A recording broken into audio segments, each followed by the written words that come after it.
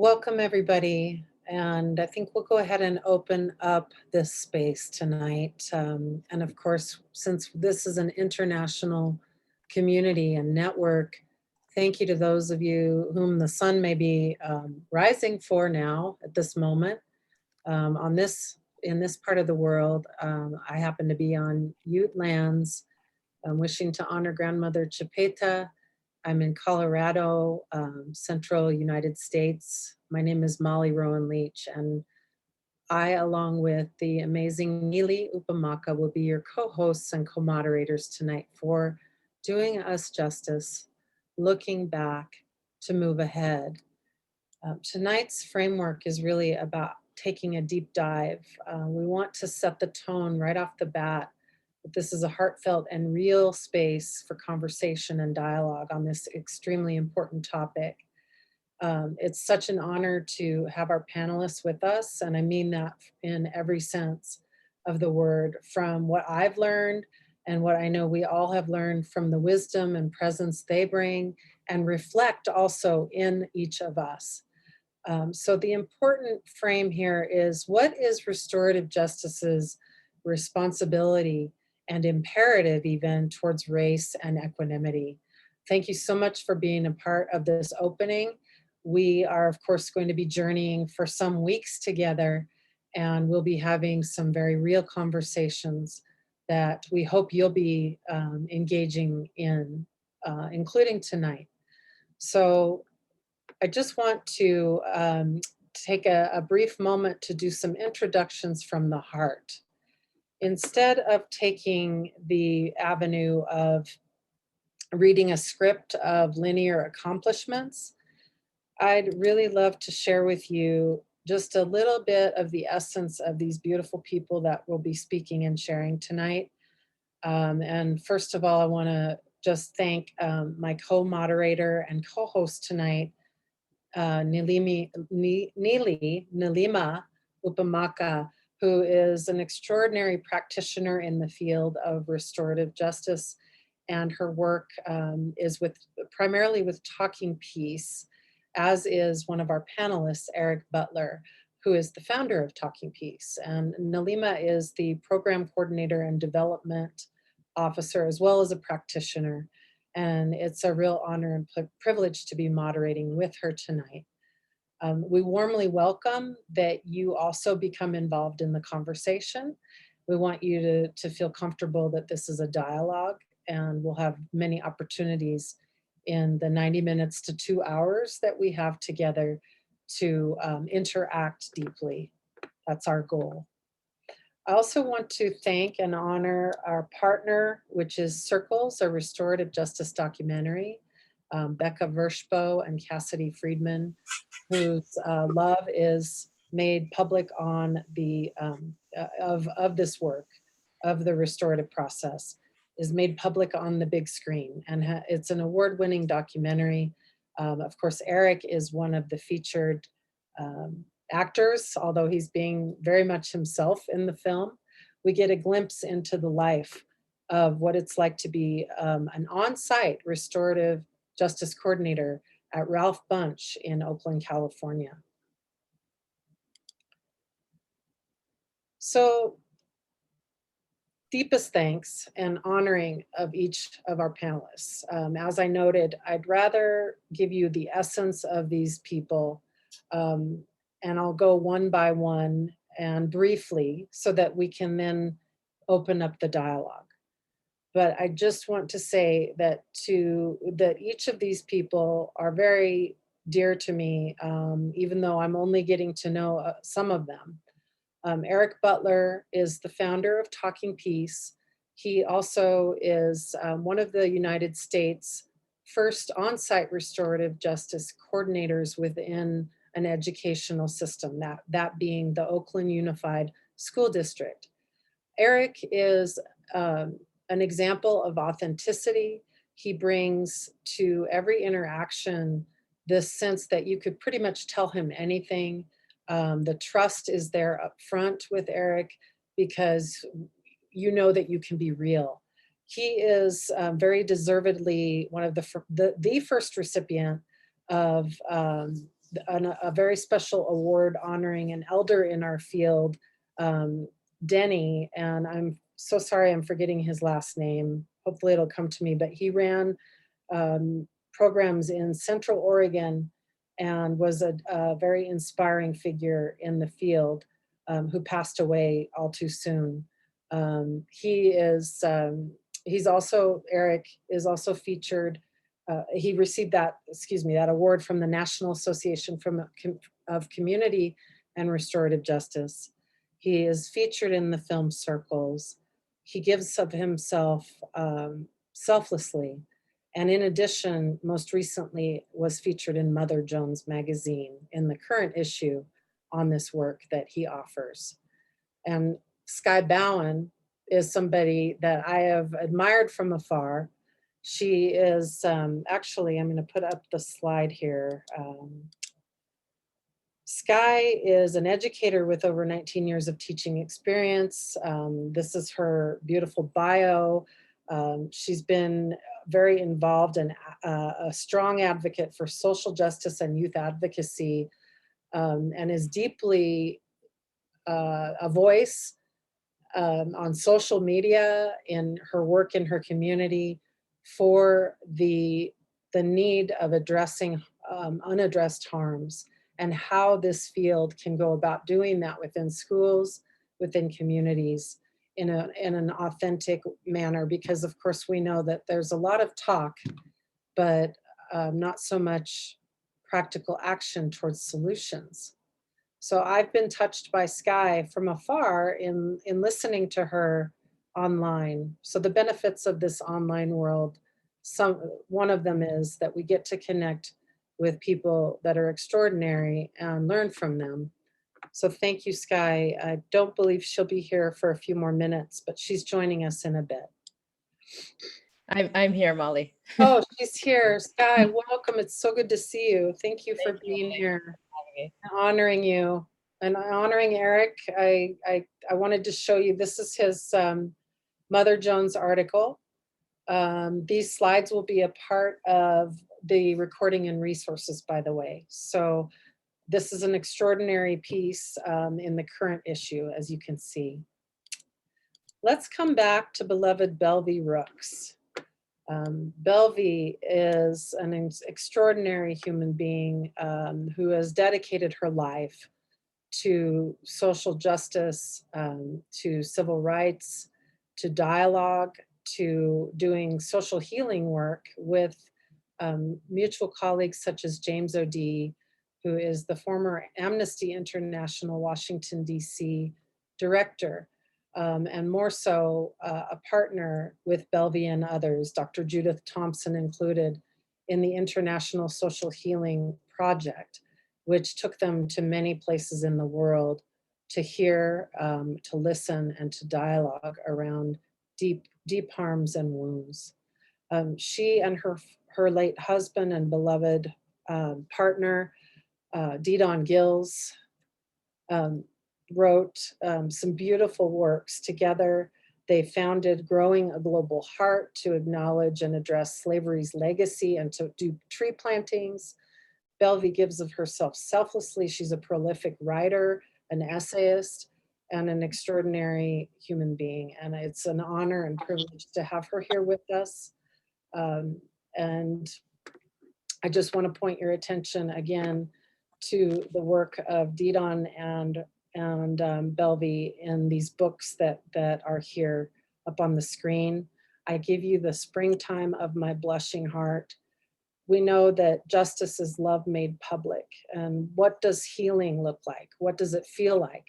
That was one of their framing questions in their partnership over many, many years. I do hope that I'm doing justice to the life of Didon Gills and of course to Belvie. And thank you so much, Belvie, for being here. And finally, but not lastly or leastly, is the incredible Edward Valandra. And Edward, I'm going to try and pronounce your heritage. Sichanjku Titontwan, born and raised on the Rosebud Sioux Reservation. And Would you help me out with that in a moment, Edward? I just want to honor you, Edward, for your devotion to creating colorizing restorative justice, along with the many people of color whom are included in that effort, an anthology of profound essays. Colorizing Restorative Justice, whom Edward is the editor for, and Honorable Robert Yazzie is, he wrote the foreword for this book. As you can see, there are so many other things that Edward brings, and I was deeply touched by what he shared along with Jasmine's story when he was here in Colorado, in Denver, at the last National Association Restorative Justice Conference. And one of the things that touches me the most is what has been on his mind, which you can see, undoing the harm and concerning settlers in restorative justice. And that how can settlers in restorative justice, while citing RJ and RP's indigenous roots and committing themselves to repairing harms, live on stolen land? So from that framework, we open the discussion more deeply. And if you're just joining us, welcome. We're about to open up our dialogue for tonight with our panelists. And what we're going to do is we're going to invite an organic response, okay? So the first question will be asked, and we want to leave room for this to go in the direction that it might. So we're going to set the tone right now with the opening question, and then allow us to go into this deeply.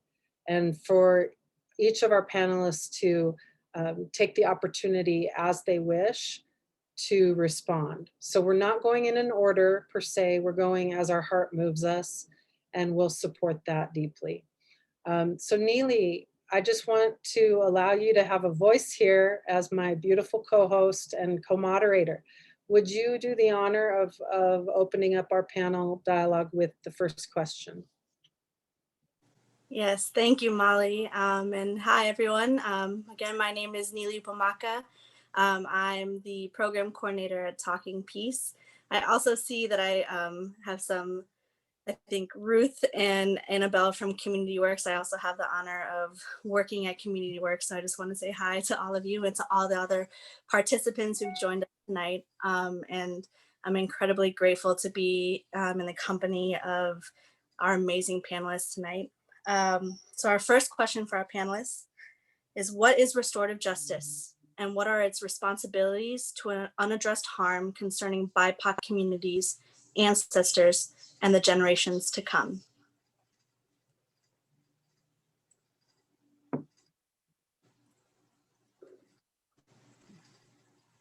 And so whoever feels moved to speak first. There are two questions, right? Do you need me to repeat the question? Yeah, please. Okay. So what is restorative justice and what are its responsibilities to unaddressed harm concerning BIPOC communities, ancestors, and the generations to come?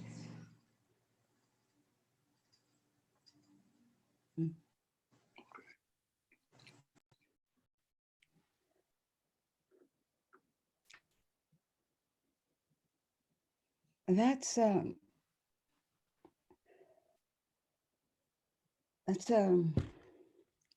question that I know that we're all sitting within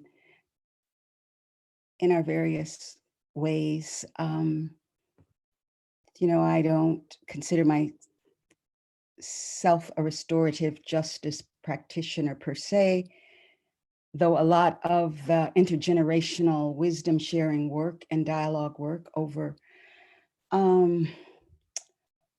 time that Didan and I have done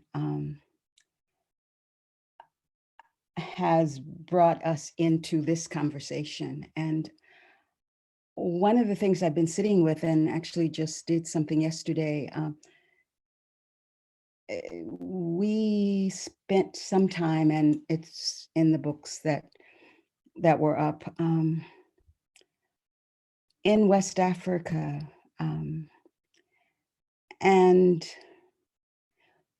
one of the, and it was actually, it was our wedding and our honeymoon, and we ended up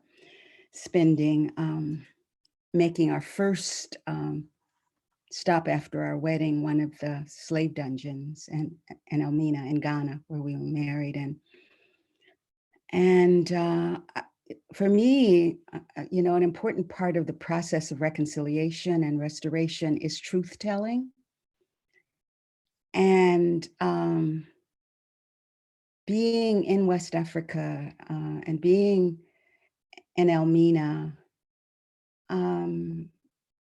I realized that the question of truth telling is key, because what we are confronting and have confronted in the work that we do is the erasure. The wound of erasure. And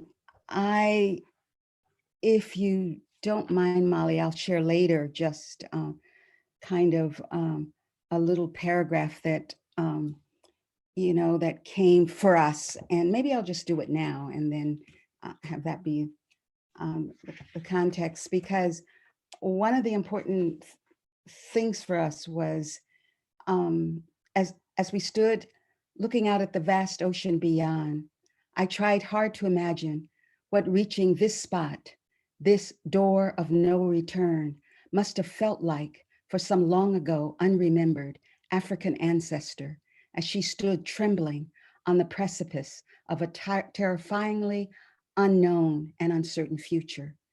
One of the most horrifying bits of information shared was the fact that at the height of the slave trade, there were so many dead and dying bodies tossed into the sea at this very spot. The frenzied feeding opportunity resulted in the change of the shark migration pattern along this entire coast. Tears flowed uncontrollably as I glanced at the ocean a few feet below. It was hard to process the fact that for over 300 years, without interruption, millions of African men, women, and children had begun the long journey into slavery from this very spot. The names of the people passing through the door of no return have all been erased from our historical memory. The names of the mothers and the fathers and the children and the sisters and the brothers and the babies and the aunts and the potters and the weavers and the farmers and the priests and the healers, most of whom were women. The numerous slave dungeons, over 100 of them on the west coast of Africa, in places like Elmina and the Cape Coast, are living monuments and stark reminders of our inhumane history. For a couple of days, the tears flowed uncontrollably. And in that space, it was the erasure, the lack of the truth telling, that made this country have a very difficult time coming to deep and authentic dialogues, because the truth telling and the reality of the situation that isn't taught, that isn't understood, that isn't claimed. So I find that so truth telling for me is an important part of the reconciliation process. It really begins with depthful truth telling. Yeah, thank you, Belvi, for sharing that and for sharing that beautiful piece that you just articulated here. I really enjoyed and appreciated you sharing that from your heart. And I think for me, when I think of restorative justice, the first word that comes to mind for me is community. It's about community and relationships and authentic relationships that are built from an understanding of who we are and who one another is. And so that when something happens in community that is a harm that has happened, we are about figuring out the relationship that has been impacted by that harm and doing what we can to reestablish those relationships and connection. And so whether it's in schools or police force or youth justice, whatever background that we are coming from, I really and truly believe that the relationships and community are important. But what has happened, I think, with restorative justice is we've taken a practice from Indigenous communities and we've taken a practice from Afro-Indigenous communities, and we've co-opted it in a way that no longer represents what the community and relationship is about. And so for myself, I am Canadian. I'm from Brampton. I'm from the Mississaugas of the Credit First Nation. I am on unceded, stolen land. And that land that I'm on is actually home of the Huron-Wendat, the Haudenosaunee, the Anishinaabe, the Ojibwa Chippewa, the Mississaugas of the Credit First Nation. That's where I'm from. And we have to first, if we are going to do this work that is originated from Indigenous communities and Afro-Indigenous communities, we must recognize that first. That is the first thing that we need to do each and every time. And so when we're talking about using restorative justice in schools, especially because I'm an educator right now, and looking at how we address the harms that have happened, well, we first haven't recognized where we have gotten the practice from and who we have stolen it from, just as we've stolen the land. And until we do that, we are always going to have a very Eurocentric focused way of doing restorative justice work that is not in line with connecting with the very communities that we have impacted. And so to deal with those things, I think that what needs to be addressed when we're looking at Black, Brown, and Indigenous communities is that we have to understand the lived experiences and hear those stories, as Belvia shared. We have to be able to share authentically and be willing and open to create culturally safe spaces for people to be able to share their lived experiences and understand where they're coming from before we use restorative justice as a means of discipline and hurt and harm, just like any other practice. And so as Dina Sims often mentions with socio-emotional learning practice that we do in schools, she often says, we need to be careful that it doesn't become white supremacy with a hug. And restorative justice is the same thing. We need to ensure that the work that we are doing doesn't become white supremacy with a hug. Otherwise, it doesn't have any meaning or authentic engagement with the very students that we are trying to connect with.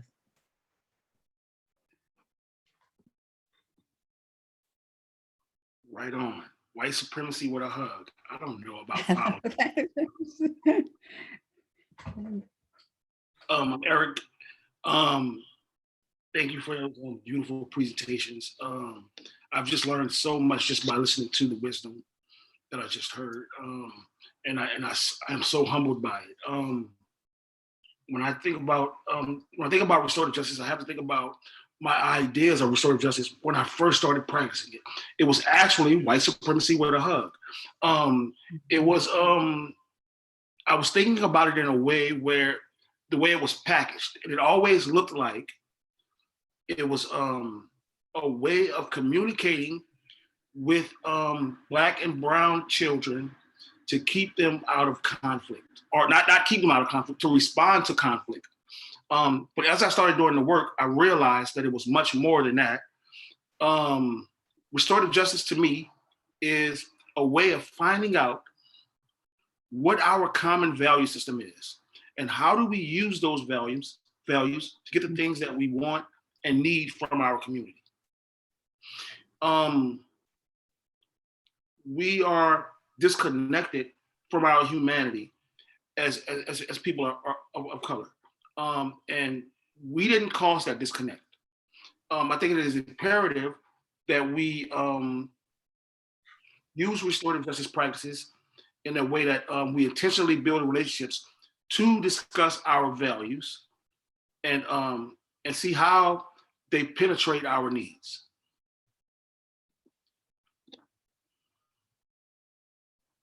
Mm.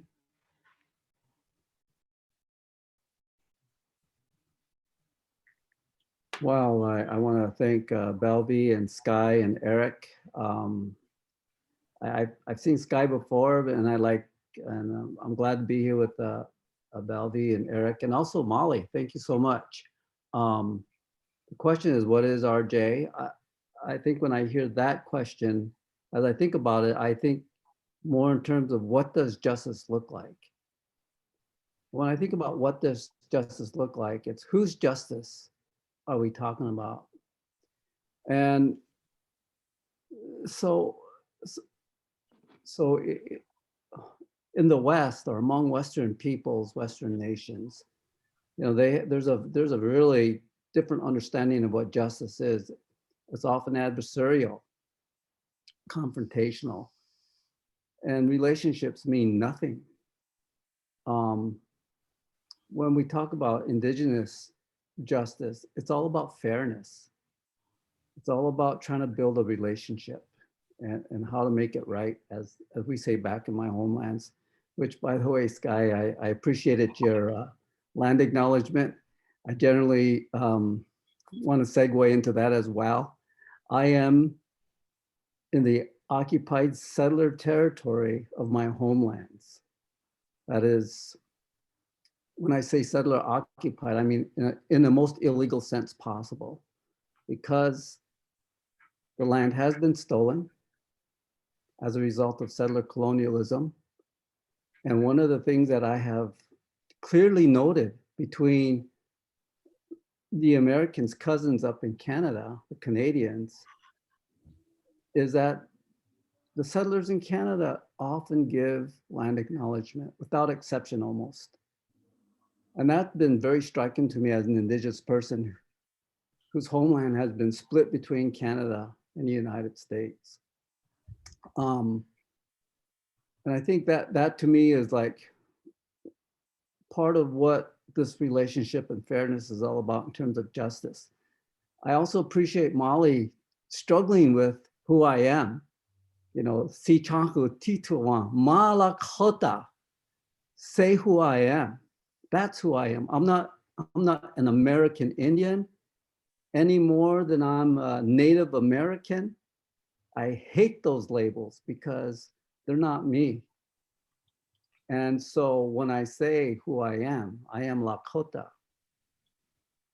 I am in my homelands that is illegally occupied by settlers through the theft of land and genocide of my people. And I say settler colonialism because it's structural and just not a one-off event. And I see that every day when I step out my door. So to me, what does justice look like? It's the return of my land. It's what it is. And it has to do with the relationships that emanate from that. I have a lot of settlers that are friends of mine, a lot of settlers who ally with me and are accomplices. But that's only a small start in terms of what is restorative justice, in terms of what does justice look like. I am all for land return of my homelands. And let me tell you, the most forward-thinking settler in RJ becomes unsettled when they say, what is your responsibility to unaddressed harms? Return the land that was stolen. And they say, what? Give the land back? I say, first of all, your English language is pretty interesting, because you assume that it is yours to give. And it's not. It is yours to return because you stole it. You can only return stolen property. And as far as I know, stealing is still a crime. We're not talking about petty theft. We're talking about theft of a magnitude that goes on for 500 and still counting years. So what is RJ goes to the heart and core of what I think in terms of what does justice look like? That's the core question. And I think it has a lot to do with that issue of not being erased, as Belvy talks about. I don't want to go further because I think there's still a lot that I have to say, but I do want to move the discussion because it's a pretty good discussion. So thank you.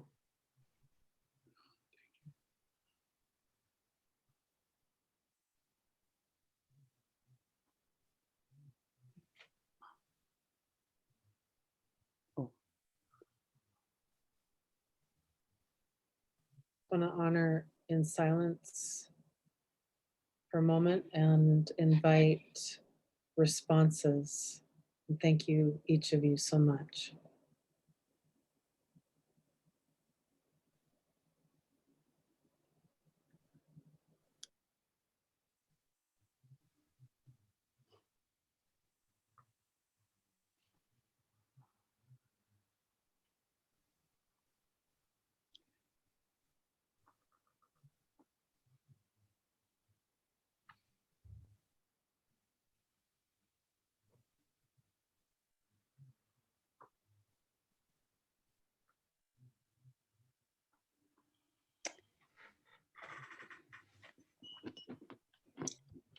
I'm happy to jump in,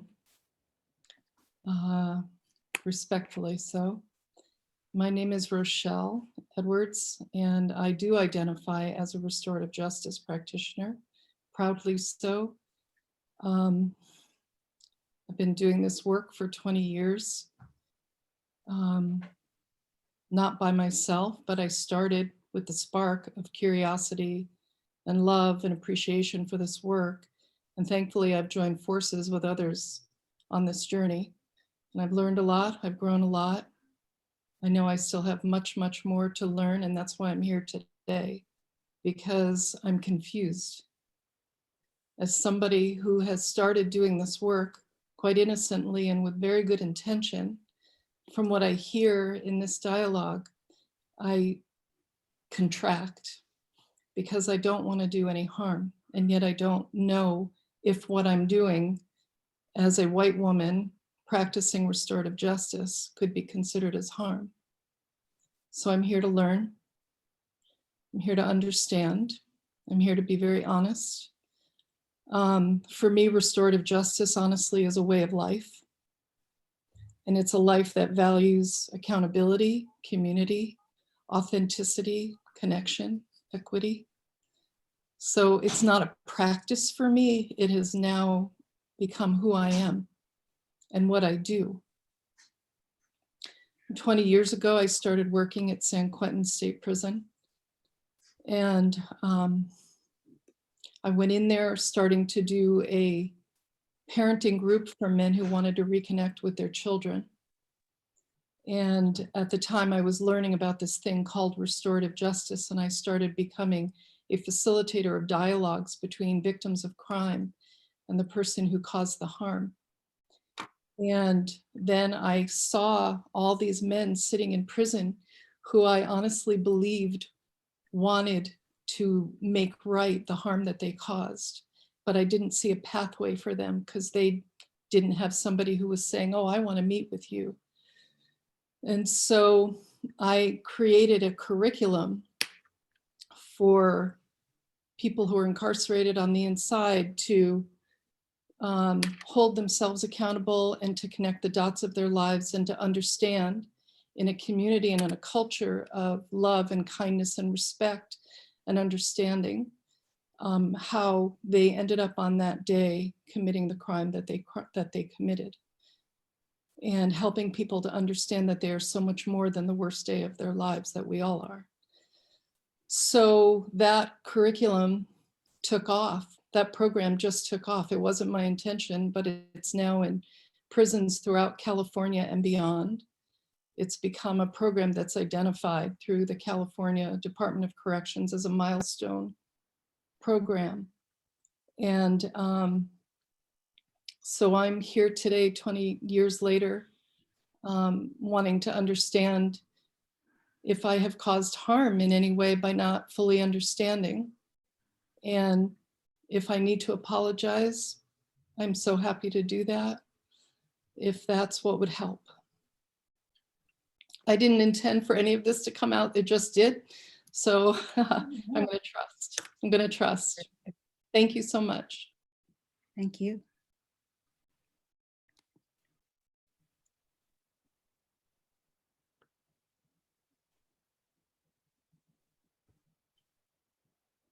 Thank you, Rochelle. Thank you so much.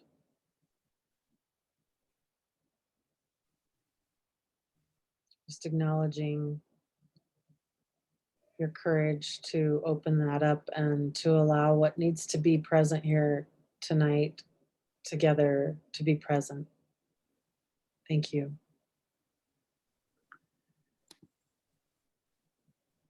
So coming back to the panelists and also to anyone at any time who would like to add, please, that's the territory that we're in this space together tonight. We're not on a rigid agenda. We're opening the flow and depth of a conversation.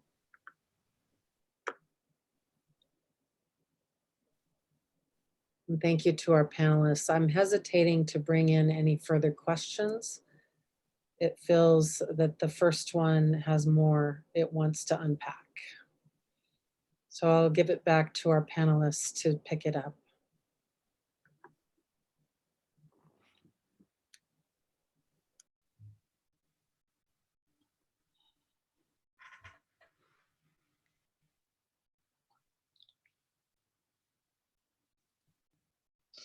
Can you restate the first question again as it relates to the most recent, the response that we're holding? Absolutely. Neeli, would you be willing to read it again? And we'll revisit the first question. And certainly picking up on the threads that were deeply impactful for each of you as panelists that you heard from one another from this question. Thank you, Neeli. Yeah, thank you, Molly. So the question is, what is restorative justice and what are its responsibilities to unaddressed harm concerning BIPOC communities, ancestors, and the generations to come?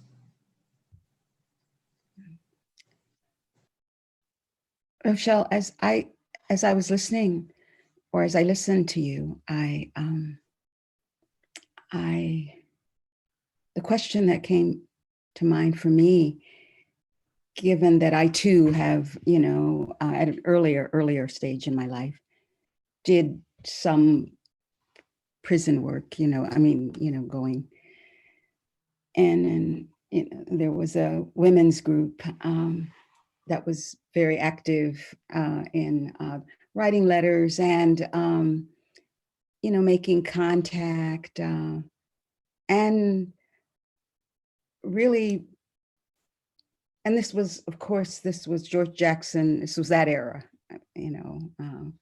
which was, and a lot of activism during that era, as you know, in terms of knowing the history, was around prison and prison, and making certain that the prisoners were not isolated, because that was their chief concern.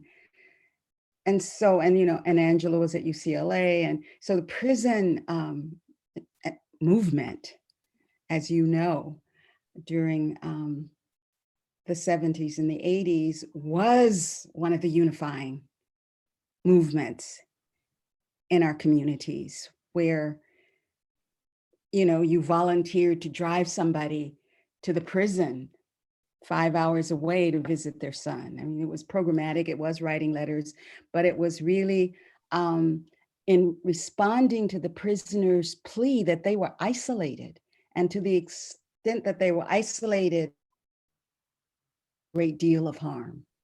And the movement's response, in addition to anti-apartheid and everything, but the prison movement and what was going on in prisons, and making sure that people had connection and points of contact. And coming out of that,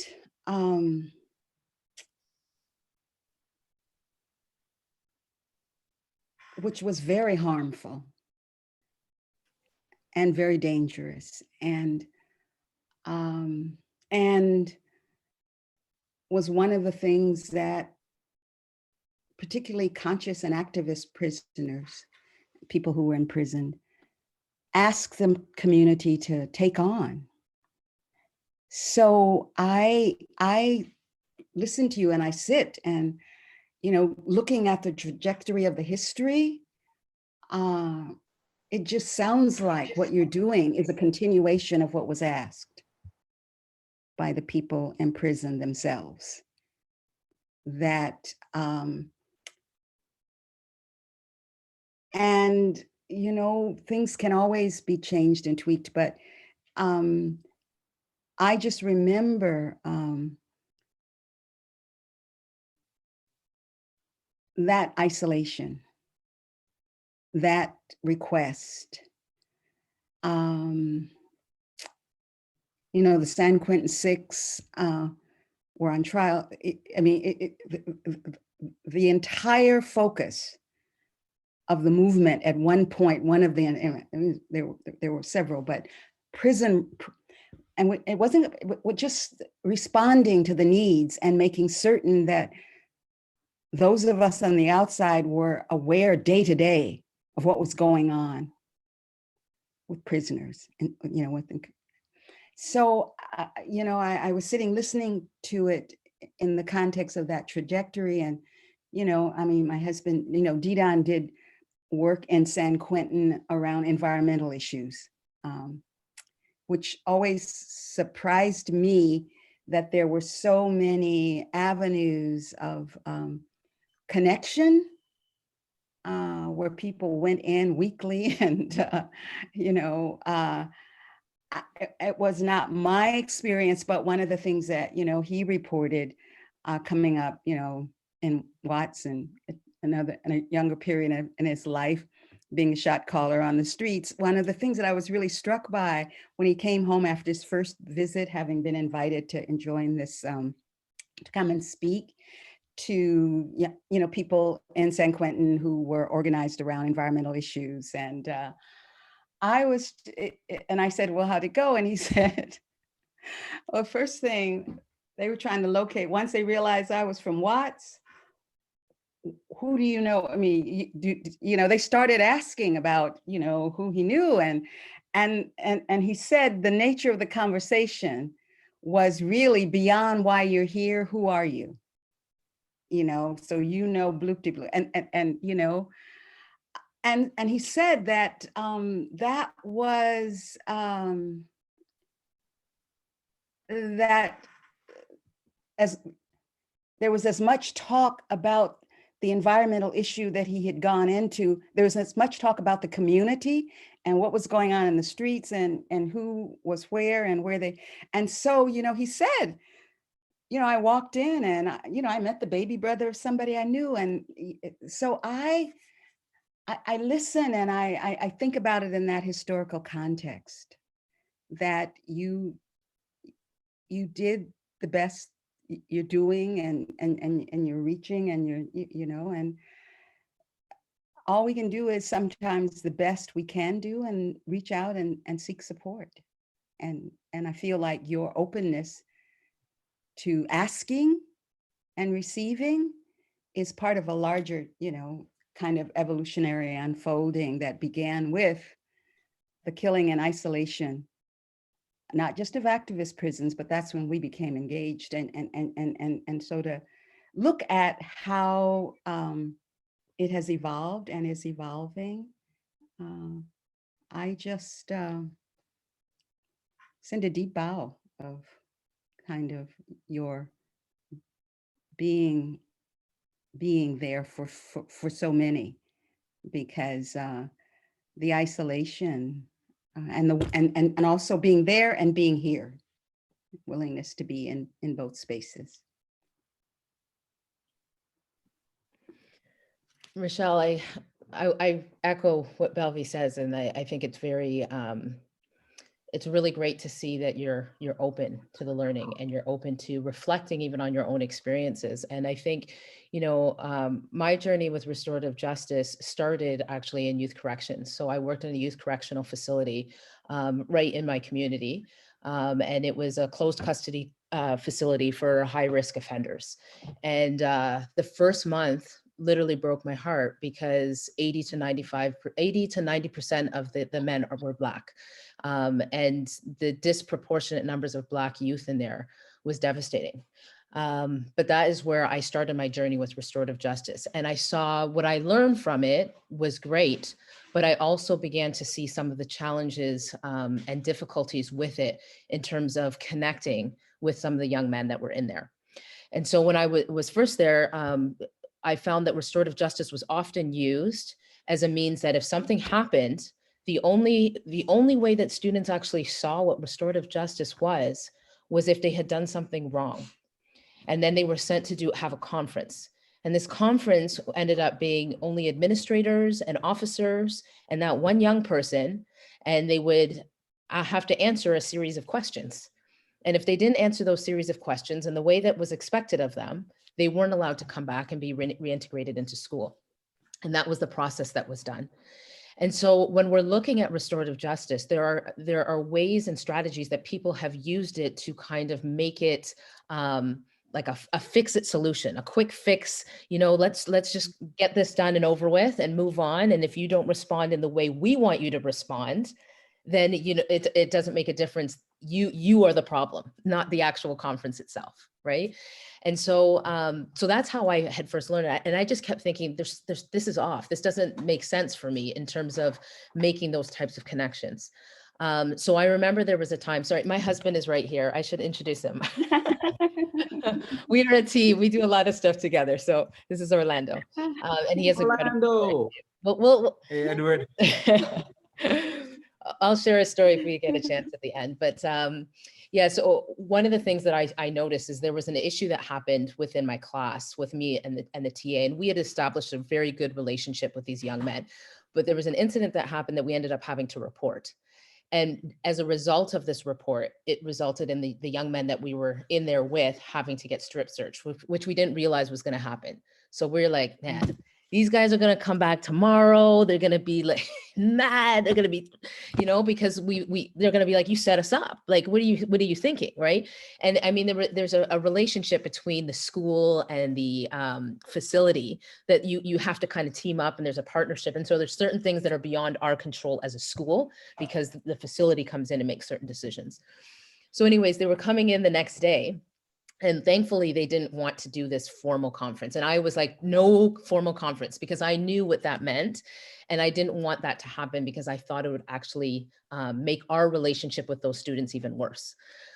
So these young men came in the next day, and, there was another educator in the building who came in and wanted to be involved in the process. And so when they came into the room, they were like, okay, so, just so you know, you can't do this, you shouldn't do this. Do you guys have any questions? Well, these young men just sat here like this, like, we're not saying anything when this person came in, because they didn't have a relationship with that person. They had no connection. They didn't trust them. So they weren't gonna say anything. As soon as that person left the room, and it was just myself and the TA, we had a conversation, and it was like, what's going on?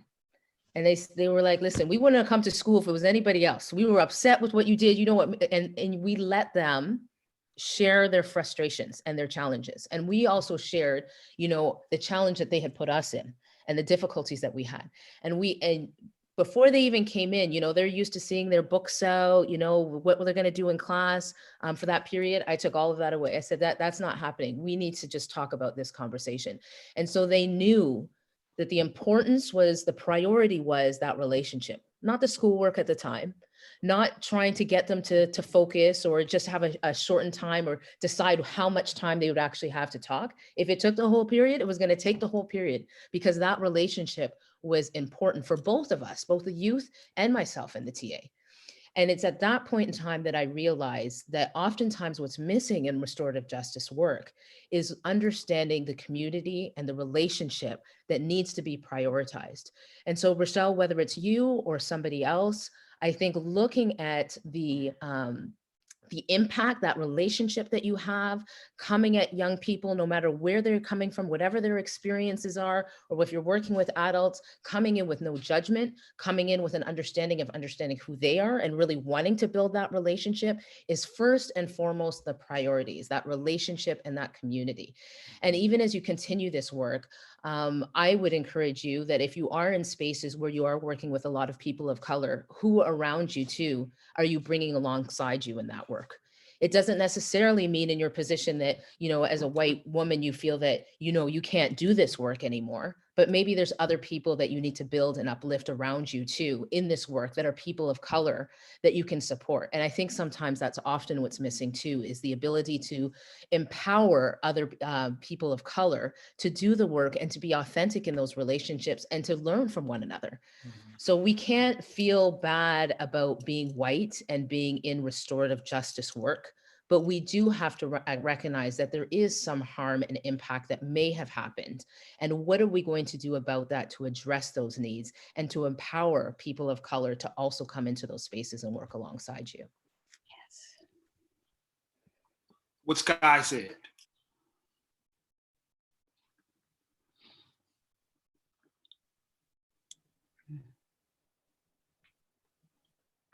Eric, can you say that again? I don't think everybody heard you.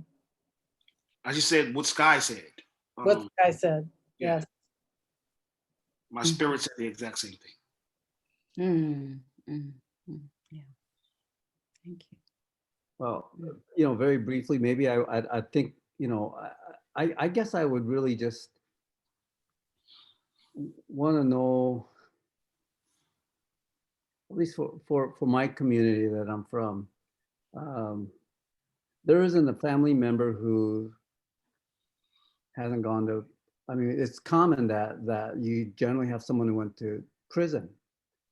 And I think for me, the larger question is, despite all the good work we do within the industrial prison complex, the privatization of prisons and the outsourcing of all of that, I guess as an Indigenous person, I said, I would ask, why are there even a need for incarceration?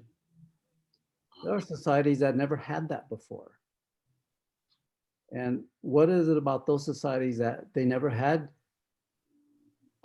prisons? They didn't incarcerate people. And I think those are the more critical and deeper questions. I would want to really know, in order to help understand the structural dimension of why there is incarceration, why there are prisons, and who's in there. People of color. Why are they in there? You know, the criminalization of the Black body is a fact. The fact that you could be killed just for being Black or incarcerated is a burning question about the structural dimension of race in the United States. You know, I would not be surprised if the industrial prison complex, with respect to the school to prison pipeline, may actually look at third graders who are often punished, you know, in school. I can imagine the prison industrial complex looking at all the data across the states and saying, oh, based upon the number of third graders that have been disciplined, for whatever reason, we can estimate the number of prison beds we'll need in 9 or 10 more years. And that's a structural violence that is built into the system. And it seems so normalized. That's a structural violence. And I would want to raise those issues in terms of educating the prison population. It's like, I was a university professor for about 15 years, and I would talk about colonization or settler colonization. And the Native students would go, so that's what that is. I've been experiencing that all my life, and now I understand what that is. It's a structural dimension. It's not me that is bad. It's not me that is making bad choices. It's a system that is orienting me or managing me so that all what's left are bad choices, you know, to survive. And of course, the system is rigged. You know, I've talked to a few of my colleagues who are Native, and they go into the prisons and they talk to the Native prisoners there. And it's a political education. They get politicized in the prison. It's just not like I was done wrong, but no, there was a wrong done. And that wrong has nothing to do with you as an Indigenous person. It's just that because of settler colonialism, The structure demands your elimination. Either you get killed or you get incarcerated, or there's some other way to marginalize you. So this erasure that I think Valvi talked about is very real. So some of my colleagues that go into the prisons, they talk like I'm talking. They sit down with the indigenous prisons and say, look, this is what's going on. This political education happens, and they come out more empowered from those discussions because someone has put the framework together for them, and they see the linkages and the connections, and that makes them a lot more effective in terms of resisting and understanding. So you know, we suffer that all the time. When you put, you know, the Lakota people that are in prison, oh yeah, them, you know, with the socioeconomic indicators, yeah, they're poor. They have a substandard education. They have all the social deficiencies that mark them, but they have other things that are very strong that they take out of our community. They are the most fluent speakers. They are the most traditionally grounded people. And they're put away for 5 to 10 to life. And that deprives our community of cultural transmission. So for us, it's not a matter of you know, who got caught committing a crime and was charged and went to prison for it, but it's a very deliberate process by settlers to take the cultural patrimony out of our community and put it in a prison where we don't have access to it. That's the crime right there. And for us, that is genocide. That is a settler colonial structure that exists, and it's ongoing to this day.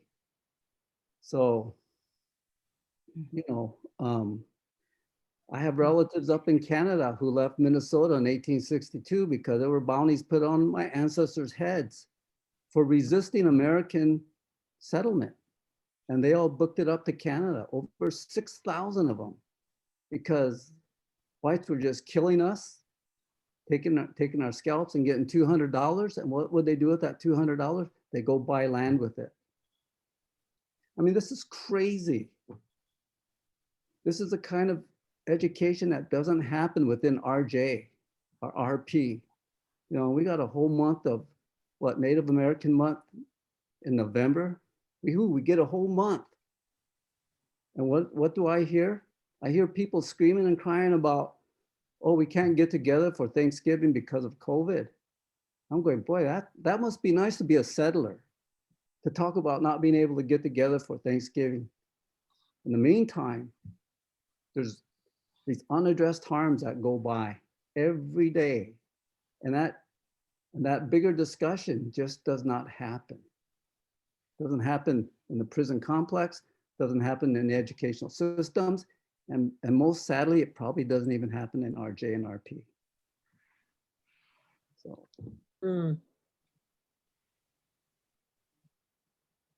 Edward, if you'd be willing, could we come back to what you said earlier about returning the land? Would you be willing to say more about your experience with people who are doing work in this field we call restorative justice? And I heard, I think it was you say also, whose justice really is this? But could we come back to that piece around returning the land? Because it was stolen. It has been unacknowledged for massive amounts of time, centuries. What would be a meaningful step, even with people who are white privileged settler restorative justice practitioners, or so we call ourselves, to acknowledge that fact honestly? And then what if anything can we do?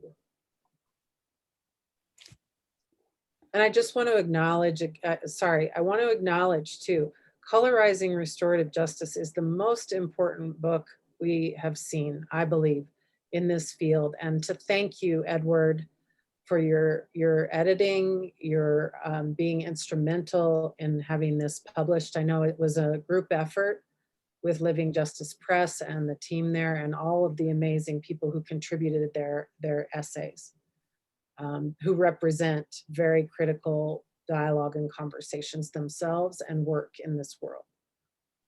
Thank you. So does that feel good to go back then? Can we do that? Well, the land return issue is front and center, as it is in Canada. You know, I have relatives, I have family in British Columbia who are Wet'suwet'en, and they are also in a struggle to assert their sovereignty over their land from the building of pipelines and things like that. So it happens on both sides of the border. But land return is just really that. It is when we talk about relationships, you know, for everyone that's on this conference or call, the 32 participants, and I particularly talk to those ones in the States, you know, my people have a treaty with your people. These treaties are not things that have happened in the past. I mean, they happen in the past, but they're not historical relics. So when the settlers came to us and said, what will it take to make a peace with the Lakota people? We said, here's our homelands, half of Western South Dakota. And yet that land was stolen, you know, through the legal systems, through out and out militarism. And to this day, we have won a court award the Americans acknowledged they stole the land. They got that part right. The part that they don't get is that we don't want the money. We want the land returned. And so we have refused that money. We are one of the poorest peoples in the entire United States. We have been awarded by the US settler courts millions, and we have refused it. And it has sat in the US Treasury for over 30 years. And now it's, with interest, it's over $1 billion. And we refuse the money. We want the land returned to us because we negotiated an agreement with the Americans. You said to us, or you agreed with us, that Western South Dakota belongs to us. No whites can be there, no settlers can be there unless it's by our consent. And so when we bring that issue up to the settlers, you know, they go like settler fragility on us. They get angry, they get upset. They talk about, you know, killing us. And all we want is just justice. Your people, your settler predecessors have made this agreement with us. And it doesn't take, you know,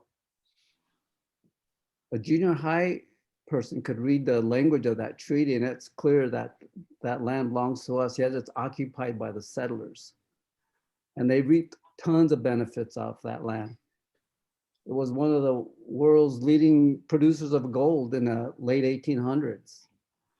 The timber is enormous that comes out of there.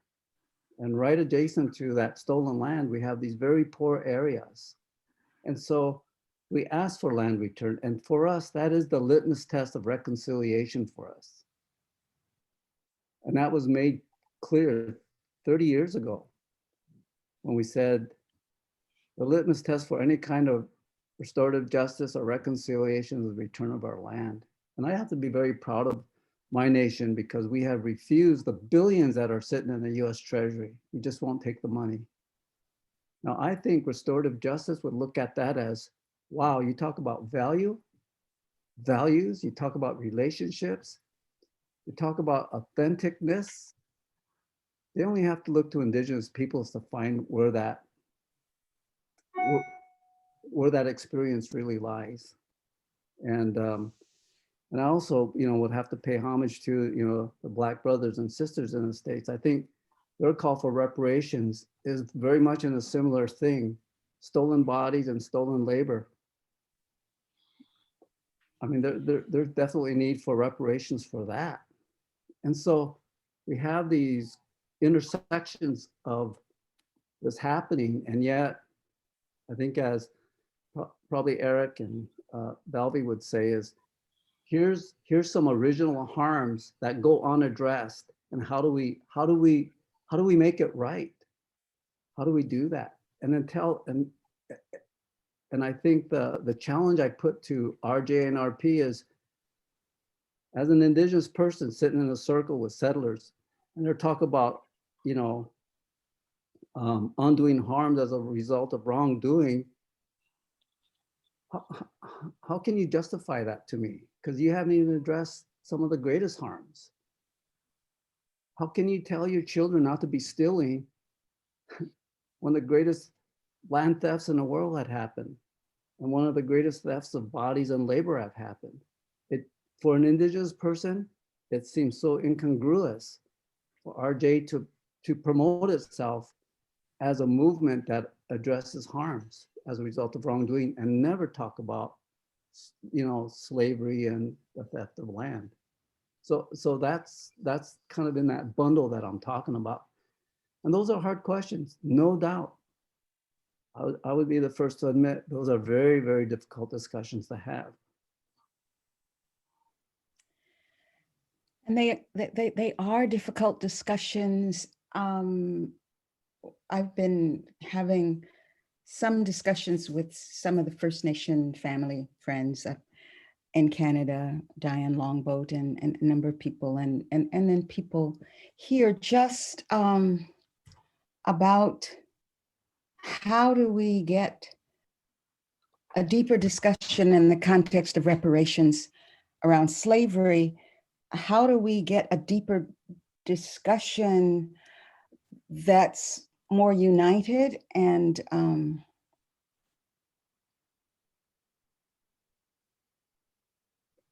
as these reparations discussions for, formerly, enslaved people are happening, there is some discomfort and pushback amongst some activists that often we don't bring, the restorative justice people, but that we don't bring to the forefront in those discussions about reparations, indigenous people. And, I've sat in, a circle and lodge, both, during the Parliament of World Religion. That was one of the conversations that, formerly enslaved people were having with First Nation people who are our family, and actually many of them were raising that question, that, that the discussion about reparations is another form of erasure, in the sense that there's never, we're not bringing in Native people, and what that looks and feels like in terms of erasure, that there were people on the land before we came, and reparations for all, but at least the conversations, and that was 2018 when the Parliament, I was happy that at least in some context, that conversation was finding a place.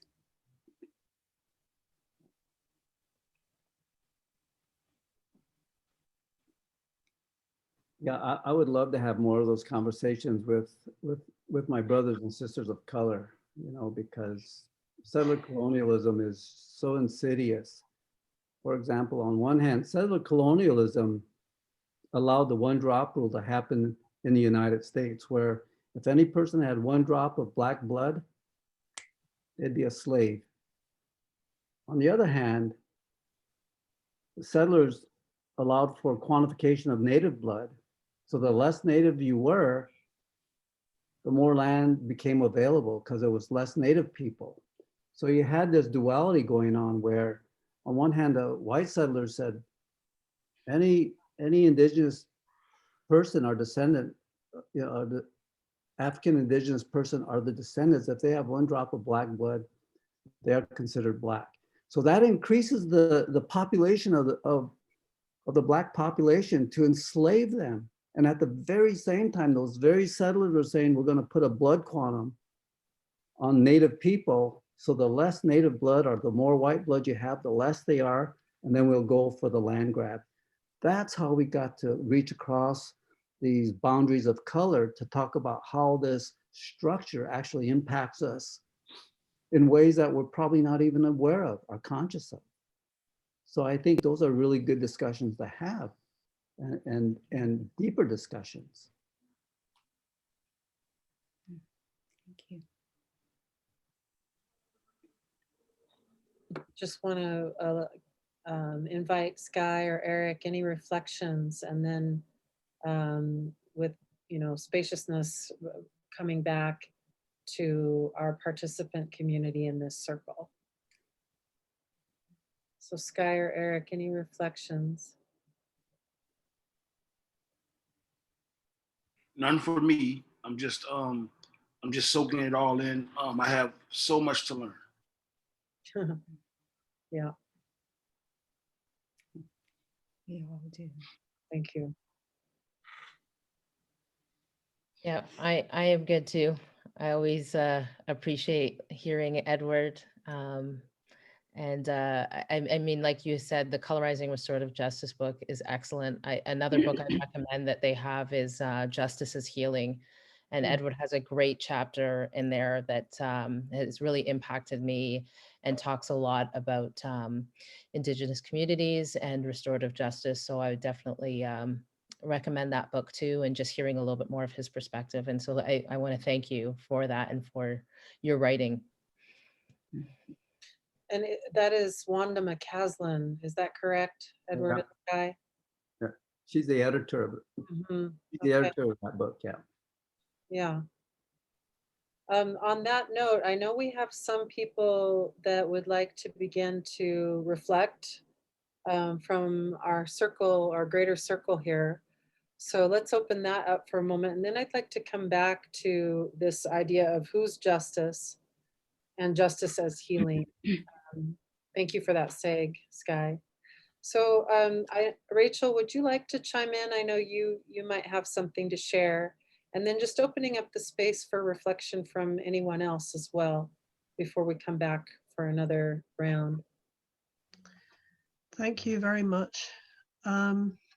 I so appreciate what I've heard here so far. I'm sitting on stolen land from the Chinook people who speak Chinookawa.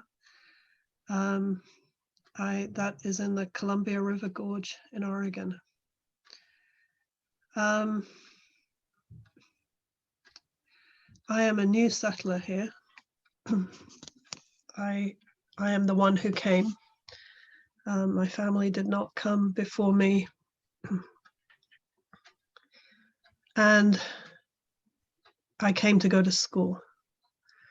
And I didn't know what there was to know.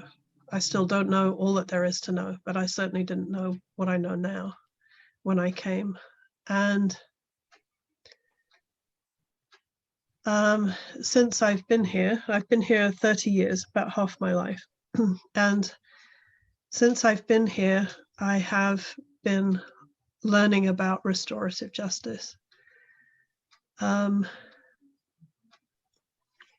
I would say that I am a practitioner. I work with adults in prison and in jail, usually before they are going to be involved in a legal process. and my role, I'm hired by the defense attorney, and my role is to support them, through the process that they're in, help them understand what's happening, and to help them participate in ways that don't do further harm. And in the course of that work, I have facilitated dialogue between people who have done tremendously serious harm, and the people who have been victimized by that harm. In almost all the cases I work in, there has been a death.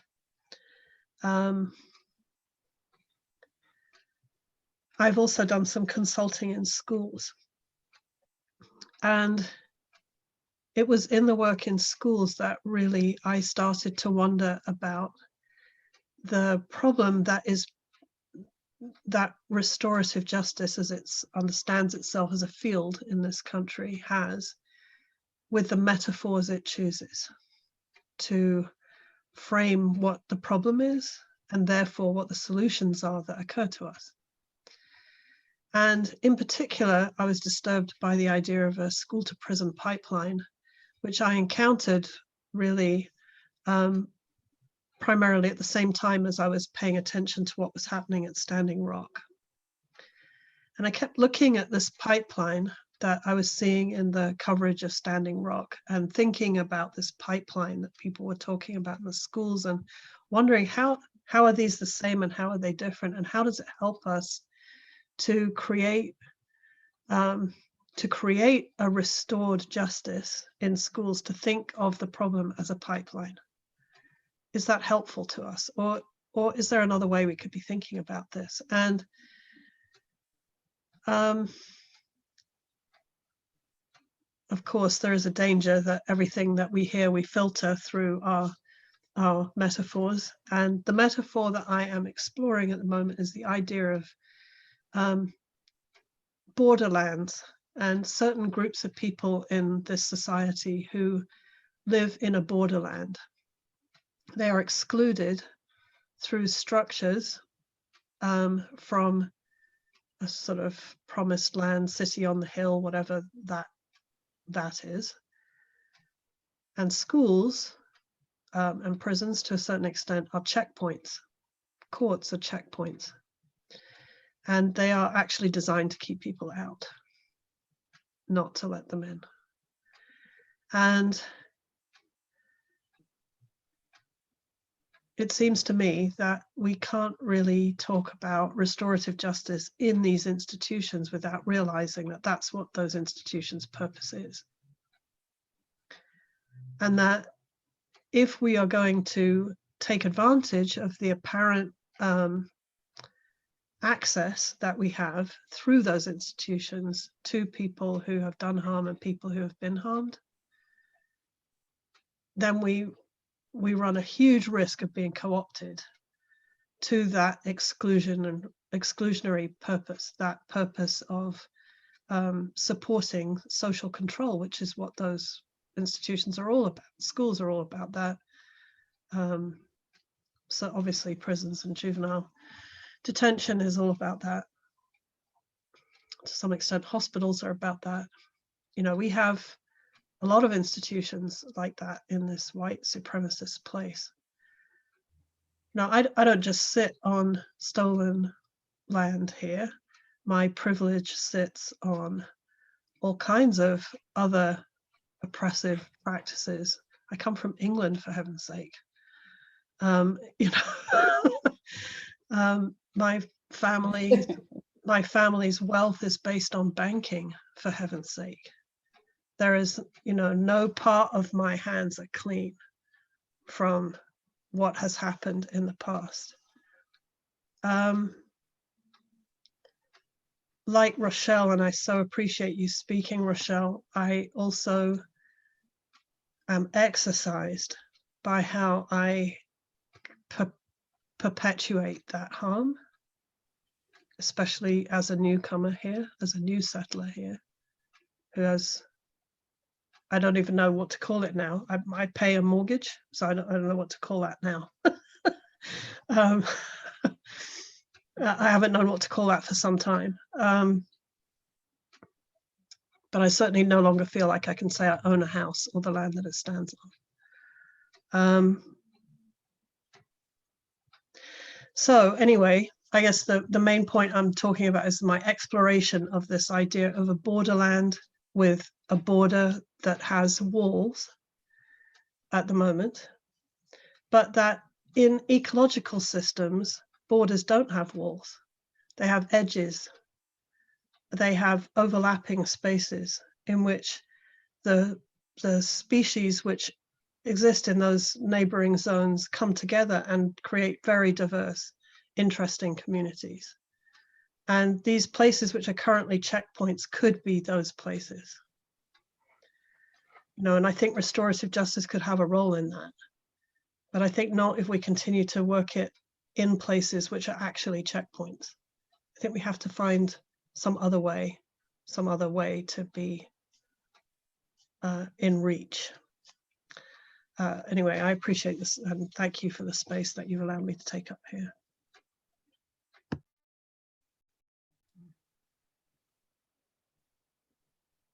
Thank you, Rachel.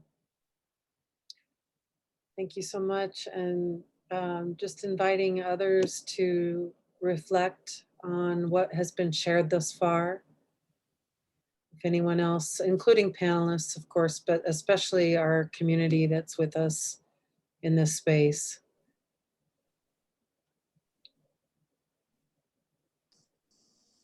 I can speak to something. I don't know if I'm off mute or not, am I? We can hear you. Hi, Catherine. Hi, Molly. Hi, everybody. I've really enjoyed what I've heard so far. It's interesting to me that you speak about settler colonialism. That's the first time I've heard that term, and I think it's a magnificent term, and it's worth exploring more. But what comes to my mind is that it's brought this method, this form of punishment that we use in our prison system. And so when Edward was talking about whose justice in it and what we want is our land back, it brought something up for me that I'd like to express in the group. And that is, if something was taken from me that I can't get back, then what happens if that which should be returned to me is gone? So how do we determine if reparation fills some kind of space? Can it fill the space where a harm was actually done? Like, how do we actually meet what true reparation is?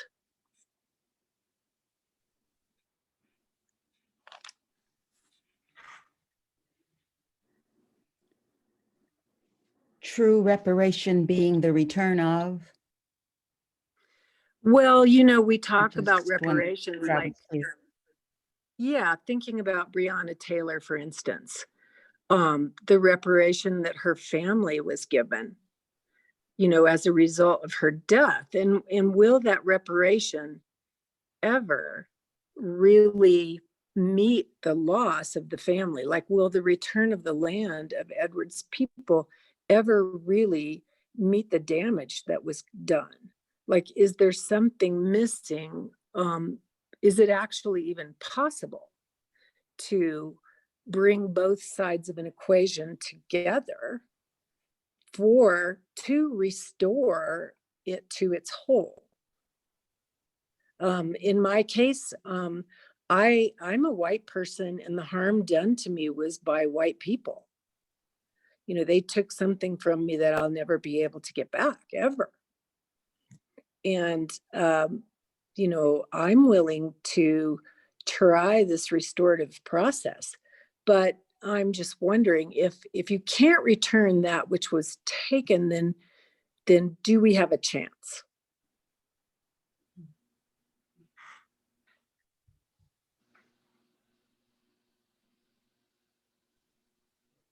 You want me to answer? I feel that we as Lakota people have been here since time immemorial. We have relationships with the land. And one of the things I know that RJ, probably one of the critiques that I have about RJ and RP is that oftentimes the relationships are defined in human terms. As Lakota people, we define our relationship with the natural world.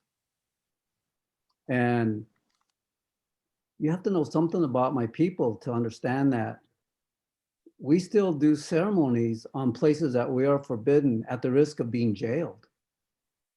When we perform our ceremonies that have been around 50,000 years before a white person even set foot on this continent. And we still have those ceremonies, and we still do them in spite of the threat of being persecuted and jailed.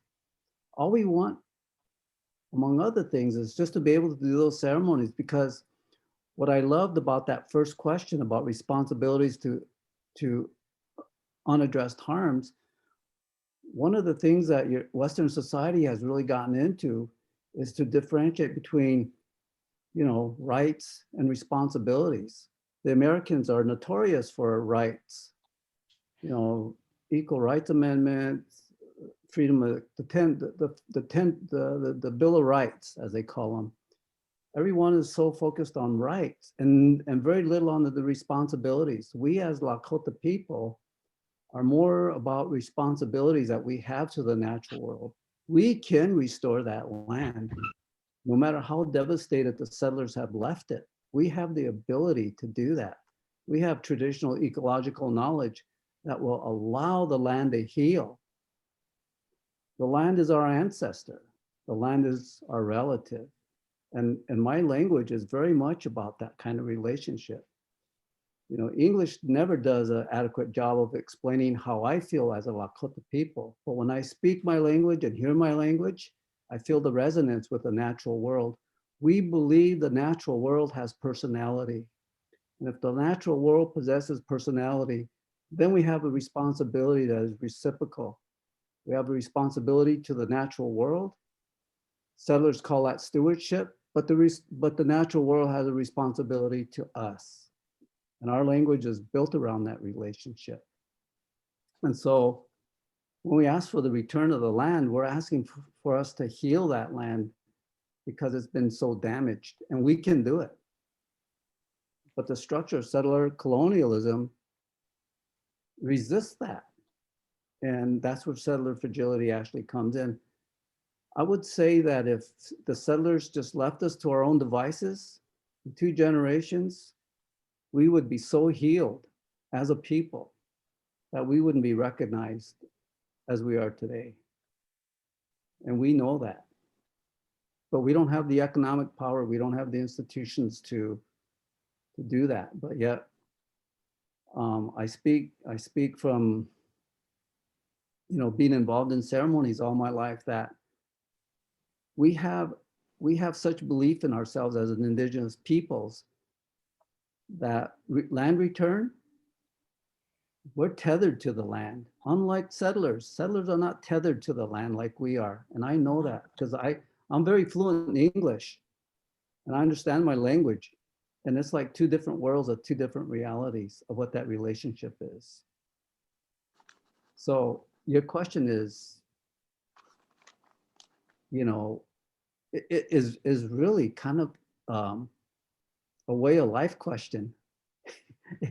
I appreciate that, because then we can really, dig deep down into let's say the Lakota thought and philosophy versus the Western thought and philosophy, and what that encompasses, and what that means. But yeah, I mean, my ancestors, we were and are the first environmental fighters. We fought to protect our land, not because we own it in the Western sense, but because we have a responsibility to the land. And we still have that responsibility. We still carry on as our ancestors did 20,000 years ago. The only difference is we have settlers that will prosecute us when they catch us doing our ceremonies. and we go to prison for that. And this is the 21st century, people. So what I would add to that too, and thank you, Edward, for sharing, is a few things. One, I think what's changing now is the impact that restorative justice is having on young people and youth, and that we are having more of these conversations. And like Edward was saying, you know, the land acknowledgement is something that we do all the time in Canada. And even starting with that land acknowledgement 2 or 3 years ago when we were doing it, people would just read out the territory and that was it. And now we're like, that's not enough. We need to talk about what that actually means and the land that we've stolen and the impact that that has and what we need to do to move things forward. And so we're slowly starting to unpack that and really take ownership for it and look at what we can do to really identify the erasure of a history of our community. The other thing I would say about that is that as we start talking about restorative justice and realizing that we need to be very explicit about talking about race, talking about racial injustice, talking about the history and the harm that it has done, because not only has this harm happened, but it's actually created generational trauma that still has not been really talked about. And so when you're talking about these prison systems being places where Black and Indigenous people are establishing themselves, you're removing fathers, you're removing mothers, you're breaking up families. And that impact of generational trauma has now been identified, but we need to be more explicit about it and talk about it, even with our young people, about the impact that that has created. So we create a voice for them. And so as we continue to have these conversations and talk about that, restorative justice isn't just about having a conference, but it's about community and understanding the harm that has been done and understanding the work that is required, we are going to create social justice advocates that are bringing up a system that hopefully will really start to change what's happening for our next generation. And so, yes, there are tragedies that have happened that we can never fully have complete reparations for. But what we can do is empower our young people to be the next leaders and the game changers for what the work is that's required going forward.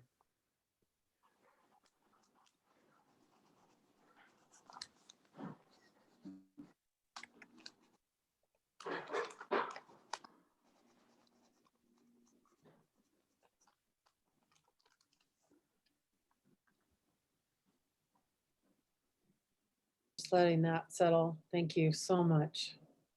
Yeah. Thank you.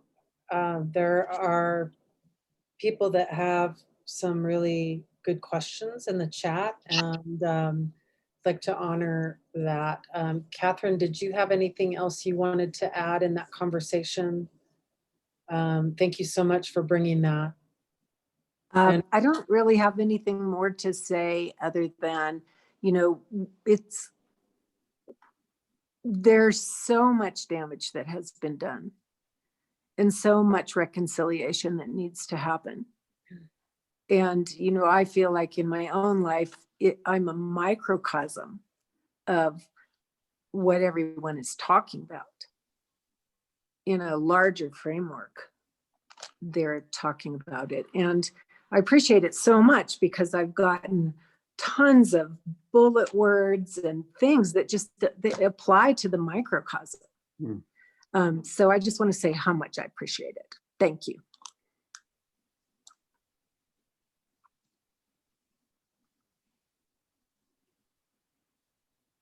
Thank you again, Catherine. Thank you so much. And just want to honor Annabelle and Larissa, both have questions, I believe. They've given me permission to ask on their behalf to panelists, and of course also the invitation to open it up to anyone else in our circle tonight. We have about 25 linear minutes of time, and let's let this unfold in its fullness with the time that we still have. Annabelle asks, what are your thoughts on space to grieve, and who in your view need to be present? I feel heartbroken just hearing the truth of some of what has been said. Does grieving together have a role in opening our hearts in a way that moves us forward? Thank you so much, Annabelle.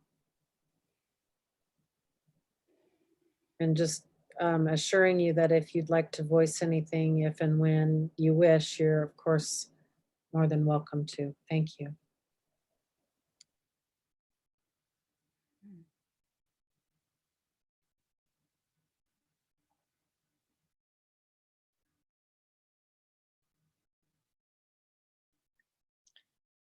I just want to jump in and say that I think that grieving together, in whatever category, or is just as important as playing together, as loving together, as growing together, as learning together. I think that anytime there's an authentic expression of whatever the emotion is, it's one experience if I have it, if I'm doing it by myself, and it's a very different experience if I'm having it with somebody close to me or as a group of people. And my own experience has been that it has been a very profound way of communicating actually without words, when there is just the grief and we can acknowledge it and be together in that.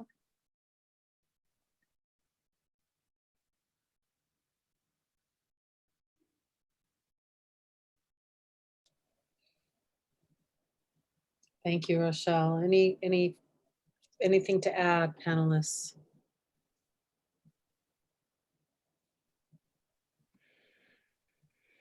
Well, I think grief is definitely a part of our journey in all of this, because especially when there has been trauma that has been involved for a lot of people, and the racial violence that has occurred. I think sometimes the challenges, and I've seen it both ways. I've seen it done with affinity groups. So you'd have a group where people feel more comfortable sharing in a space with other people of color, and a space where white people are in a group on their own as well, in order to unpack some of the challenges that they're experiencing and to create safe spaces for everybody. I was also in a very powerful speak out circle where, you know, there was pretty much a group of white people that just sat and listened and held space for the people of color to share their journey and their experience. And that took time to build those relationships up with both the Black and white folks who were in the circle, to feel the vulnerability to want to share, but also to listen. And so I think that is the power of circles, is that you can have that space to grieve. But I think it's really important to create those relationships that enable the vulnerability to happen, so that people all feel safe in sharing those experiences and grieving and supporting one another. So whether it's an affinity group or together, I think it's really important to understand and be ready for those safe spaces to be created.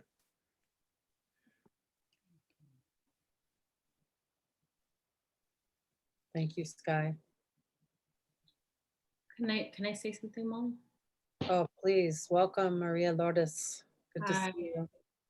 Maganda, gabe, good evening, buenas noches. I want to honor like grief, the healing, and generation of historical trauma, and like holding that space. I also, because I was talking to some of my students, and I had a conversation with a teacher, and she's mestiza, half Mexican and half European descent, and how she felt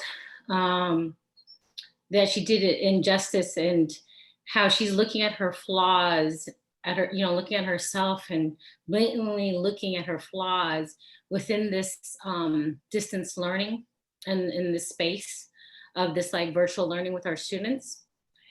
And I always want to remind her that, you know, first she owned it, she named it. And then next, we just have to also remember like the winnables, like the wins, right? To like celebrate little things. I think that's important, because when we have our students who are going through a lot right now, whether it be distance learning, you know, just being like, I teach and I hold space for adults in leadership in middle school. But just going through this space of like, okay, I'm learning virtually, I'm not with my friends, I'm here with my parents, or not, they're probably working, or there's just all this stuff that's happening. I want to like remind us that we have to like still keep going, and has this like a form of resilience and hope. And one of the things I was telling her, look at the wins, celebrate what we have, even if it's just increments. So like, for example, one of my students, he lost his aunt.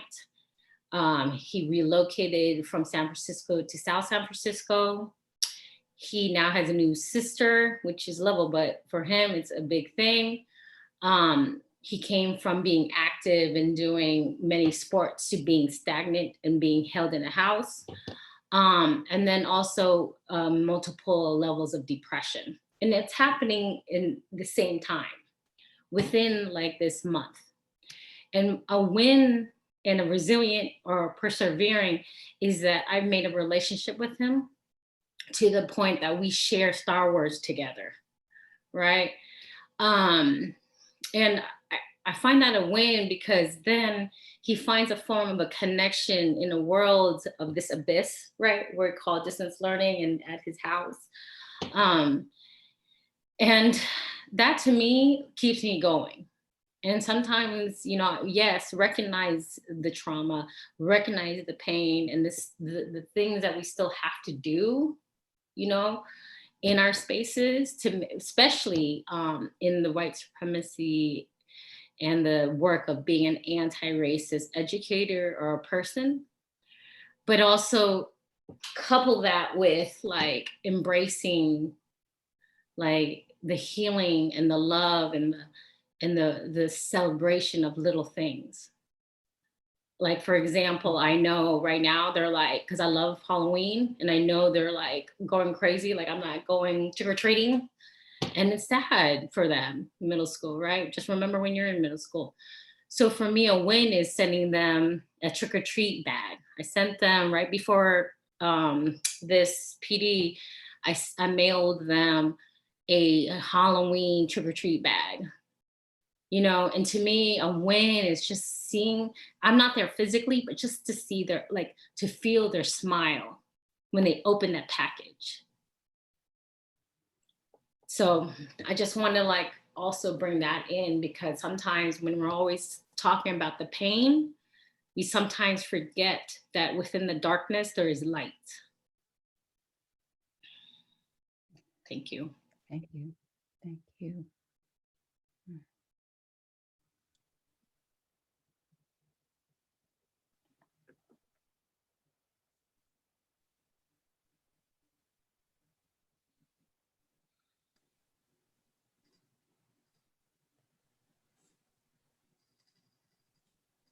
Thank you. I know Larissa also had a question, and so I'm going to read that question now. So Larissa said, I am curious if the panel would be willing to reflect on Fania Davis's suggestions on how important it is for restorative justice to intersect with racial justice, and especially in being able to encourage truth-telling and accountability, not only to individuals, but to the very system. For example, the school of a circle being conducted at school and any authority or decisions made that cause the harm.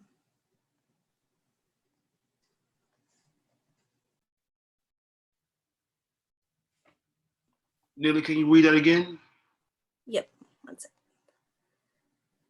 So I'm curious if the panel would be willing to reflect on Fania Davis's suggestions on how important it is for restorative justice to intersect with racial justice, and especially in being able to encourage truth-telling and accountability, not only to individuals, but to the very system.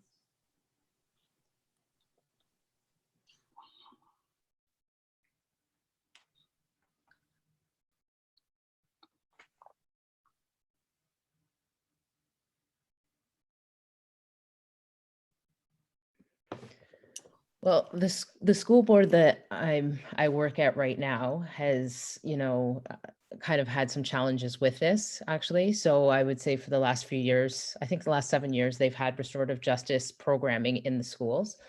But there's been some investigation into looking at the disproportionate outcomes of Black and Brown students as it relates to suspensions and expulsions, which I'm realizing is a very common thing that's happening across the US as well. And there's several school boards in Ontario in particular that have, the same challenges. And so what is being looked at right now is how restorative justice is, being rolled out, how it is being done and operated in schools, and what are the impacts for Black and Brown students and addressing those needs. And so right now it's kind of, I guess, on hold in our board as they look at what are some of the strategies to ensure that restorative practices isn't involved in creating further harm for Black and Brown students. And like Eric had shared earlier, oftentimes restorative practices has been used as the final thing. Okay, this kid got in trouble, they have to go have a conference. I will tell you, my own kids, we have 3 boys, they're teenagers now, but through elementary, they went to a school that, was restorative practice themed. And my kids would come home sometime and be like, oh, we had to have another restorative. Like, and the whole word was like triggering for them.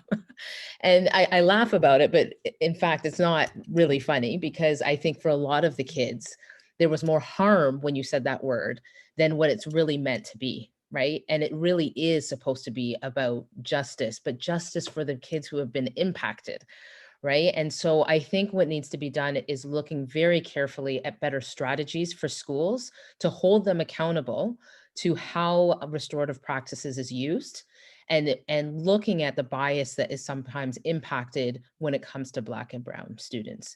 And so in this journey and the work that I've done, I've created more, I don't want to say curriculum, but I've created some level of training that focuses directly on that, on looking at how Black and Brown students are impacted in restorative practices work and what needs to be done, and identifying our own bias and privilege. And I think what happens often in restorative justice is that it's about what's another program that we can implement to fix these kids. Those are the kind of words that are used, which is problematic in itself, to say these kids, or these kids are a problem. So let's bring in restorative justice as if it's a program that just fixes kids because they're the problem, right? And if we're looking at restorative justice as actually, a way of life and a way of being and about community and relationships, then the focus should be on the educators and administrators first and foremost, to know how we build those relationships with students. And so that is what needs to really be considered and identified explicitly, and have conversations about how students of color have been directly impacted.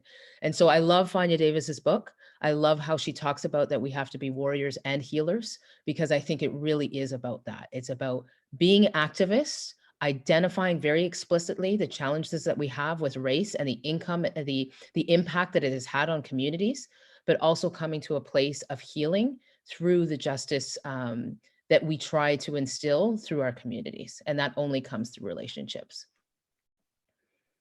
I was on a Zoom call with Fania earlier this morning, and just thinking about how restorative justice impacts race. I've been invited to talk to some schools in Napa, which were primarily schools where white students attended, and they wanted the basics about restorative justice. They wanted to know the basics about restorative justice, and they appreciated everything that I was saying. They loved using restorative justice as a tool to get to the root cause of a problem when their students were in trouble. They had a problem with the examples that I had, because I worked primarily with kids of color. I get kind of eerie when white folks don't want to talk anymore. And there was a point in the conversation where they didn't want to talk anymore. And I had an assistant with me. Well, I had Neeli was with me.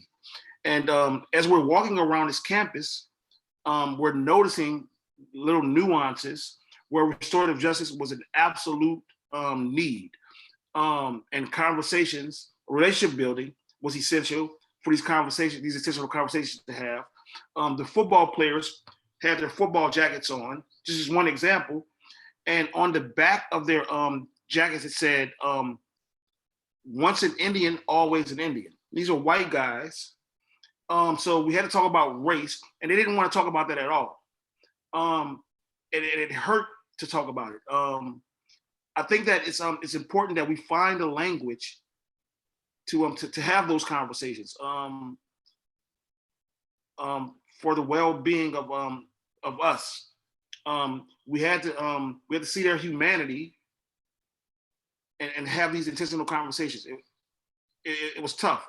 It was hard for me to walk around this campus with Neeli and having this presence of racism like right in our face, and nobody ever discussing it. When we brought it up, there was then it became a legislative conversation about removing that mascot from their school, and they still haven't done it. I think it's because if we have to remove this mascot, we have to also say we did something wrong. And we don't want to be called racist, which is crazy.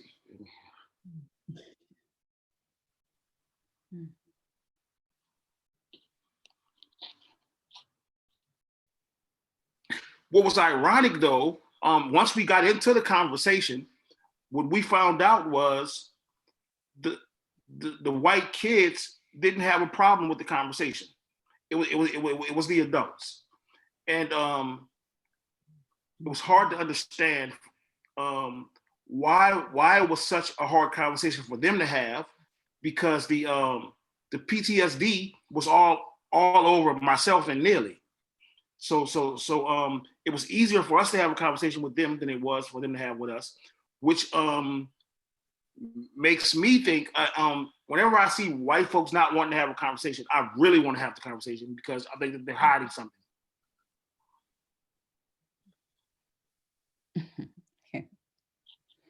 Or maybe they just don't know how to have the conversation yet. Sure.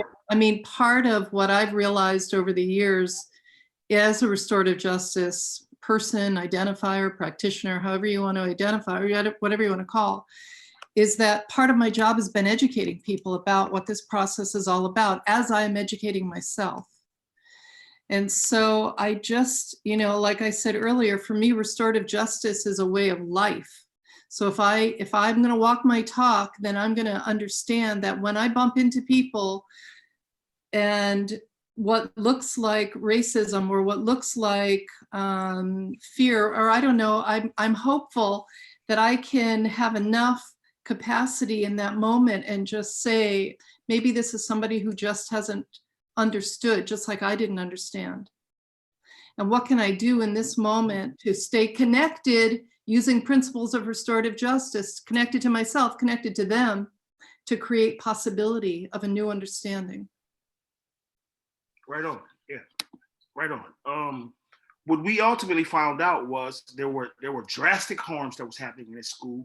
The white kids were absolutely walking around the school, just frivolously using the N-word in front of the small portion of Black kids that were there. So there was harm being done, and the secondary harm, which was worse than the original harm, was there was never any consequence. There was never any conversations about it from staff who had known better.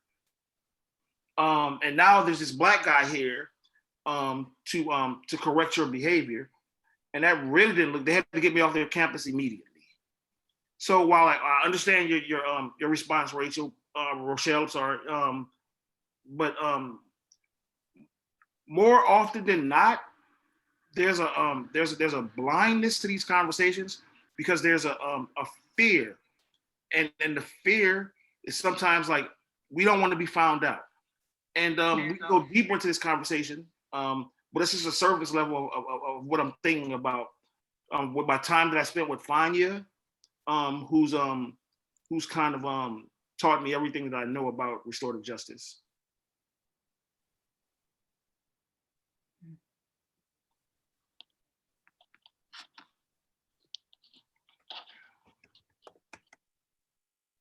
Thank you, Eric. Thank you so much. Belvy, did you? No, I was just listening deeply to Eric and yeah, just responding at that. I want to thank Orlando for being with us. And I'm just curious, Orlando, did you want to chime in at all tonight as we move towards conclusion? Really want to honor you and acknowledge your presence and I give you a appreciate chance. that. I don't mind being a fly on the wall in observation of brilliance and action and hearts of gratitude. I feel as though we're in such a unique time in our history right now, where there are hearts that are open, there are minds that are open, and there are people willing to reflect, and young people that are hungry. So I feel as though if we can pour into them some of the understanding that we're stepping into, or that we've been stepping into over the years, and equip them to be catalysts for what is possible, and to give them everything that we have, I think we'll have a chance at moving the needle towards, I won't say getting back because we were never there, but getting to a place, getting closer to a place where we could honor the humanity in each other and move from just being willing to see the humanity to be willing to stand in harm's way if that's what it takes to honor the humanity. So I'm every time I have an opportunity to to share and be on with Skye and hear Edward speak, and learning about Eric and Belvy, it's just, yeah, it's amazing. So I think it's time. The timing is right, and you've got folks that are ready to take action. And if we give everything that we have, really and truly, that's all we could do. Yes, sir. And the irony of all this is must have been over a year ago. Eric wouldn't remember, but I was in a session with him when he came to Toronto. And the day that I was in that session with him, I came home, I was like, Orlando, I just met your brother. Like he's you, like he's you, his energy, you gotta meet this guy. Like and Orlando's laughing because he knows. I'm like, here he is again, there's Eric. That's the guy I was telling you about. And I feel it, Orlando, I feel it. Yeah, I do as well. Yeah. So it's crazy to think that, with all the stuff that's going on, and even with COVID happening and the challenges that we're all experiencing, the fact that we still have this opportunity to gather together as family and unpack some difficult conversations, but with the spirit and energy of trying to move things forward in the right direction is crazy, right? And a very neat opportunity, just as Orlando shared. And I mean, Orlando and we've been on our own journey, and I mean, he has an incredible story. If you just look him up, you'll be able to see the whole story about what happened to him. And, when we talk about Canada and people think, oh, Canada's fine, it's just happening in the US. Well, no. And you hear his story, then you'll understand too. And I mean, even what Edward is sharing, there's a lot of challenges with race and equity in Canada too. But we do this work, and we do this work with all of you with the idea of trying to move things forward, empowering our young people, and doing what we can to dismantle racism and structural racial violence that has occurred. So thank you for this opportunity to be here. Thank you. Thank you very much. Thank you so much, each of you. And Judy wants to say something. Orlando's words about being willing to stand in harm's way to honor the humanity in one another is very moving. And she says, thank you for those words, Orlando. And I'm honored to meet you, Orlando. Hopefully this won't be the last time that we get a chance to do this together. And I just want to leave time and room for closing thoughts. That we could go on overnight with this discussion, I feel. And I'm just really learning so much myself. Thank you so much, each of you. And that also in order to allow silence after closing reflections, I would just like to share my gratitude again to Neeli, my co-host and wonderful co-moderator. Neeli is instrumental in the work of Talking Peace, and this summit does benefit their work. These organizations are struggling right now, and a lot of us don't have underwriting. So thank you so much for being willing to help us to continue to do this work. It means the world to us. And one of my great joys is to make sure that people like Edward and Skye and Belvy and Eric, that this is a win-win for everybody involved. We elevate this conversation and dialogue continuously, and get exposure and visibility to the good hearts and to the important truths that come with these good hearts that are with us. So with that, thank you for allowing me to help to moderate this discussion tonight. And I'd love to open it up to each of our panelists for closing reflections. And of course, again, as you feel moved to begin. And certainly if you feel complete, that is beautiful as well.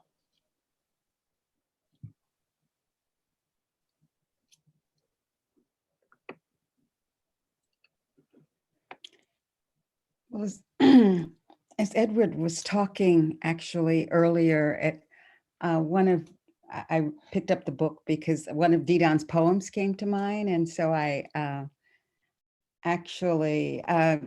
Edward, when you were both talking about the denial and the erasure and the pretend, this pretense. So I just wanted to share this with you because it just came up, which said to me that my beloved wanted to be in the conversation. We know you're there, the angels and the ancestors. This is something actually that he wrote while he was in Zen hospice. It's called The Emerging Shadow.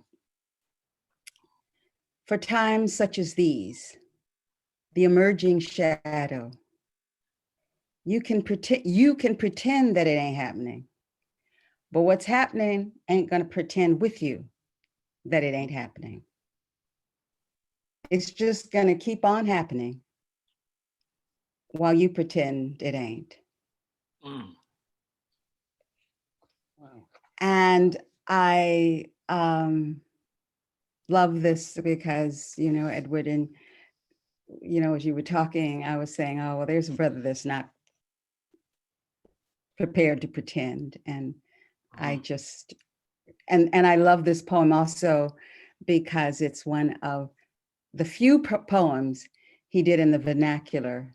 The other one is a, really amazing one about growing up as a shot caller on the streets of Watts, in which he's calling out his old running buddies, gang members at an earlier stage in his life before he had a major transformation. So I just, I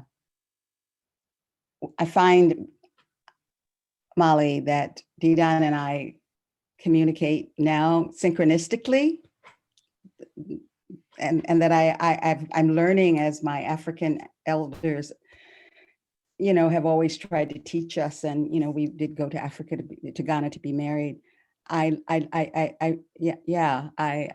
So when Edward was talking and pretend came to mind, I just said, oh, you want to be a part of the conversation. So thank you. Thank you so much.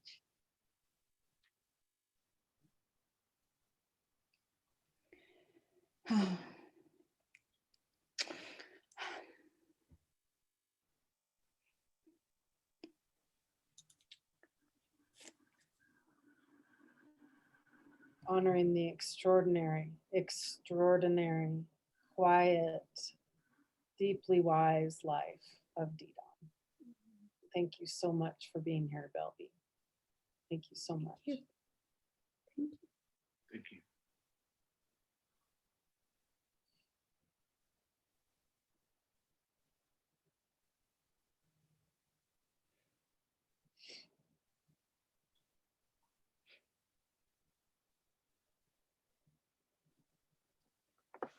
And thank you all for caring so deeply and loving so deeply our children and our communities and future generations. I feel,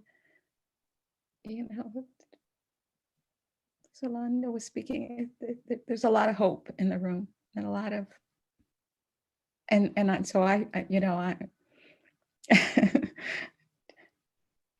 Didan used to say, all of his street buddies used to say, when the operation was ready, I always told them, don't tell me anything about any details in case there are any statutes or limitations. If not, but they always say, when it was operation ready, he'd look around and say, all right, let's roll. So I was looking at all of you saying, okay, we got this, let's roll.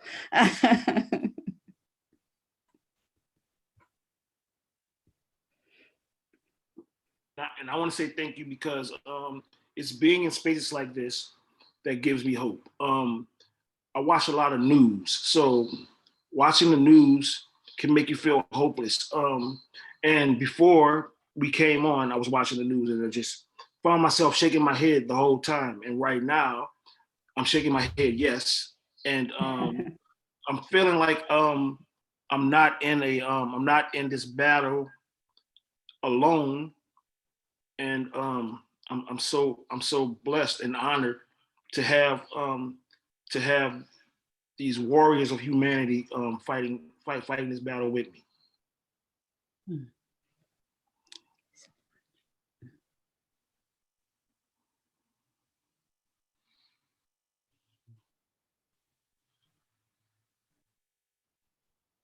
We just want to say thank you. I think we're both humbled. We love being in a space like this where we get to hear and share and just reflect together. And so Neeli and Molly, thank you for this opportunity.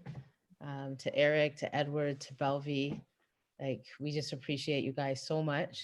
And to everybody here holding space with us, like thank you for being here. We hope you got something out of this experience, but we're just very filled at this opportunity. So thank you.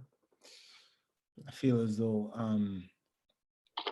gatherings like this, sometimes I look at the clock because I'm wondering how much growth and evolution can happen in such a finite period of time when people are willing to just be so open and honest and reflective and encouraging to other people.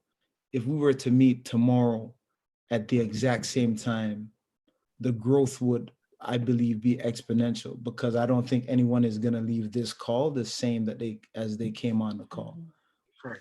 So it's just, spaces like this is what will move the needle. So I just want to, encourage you to bring this heart and the way that you've shown up tonight. If you continue to bring it in other spaces, change is inevitable.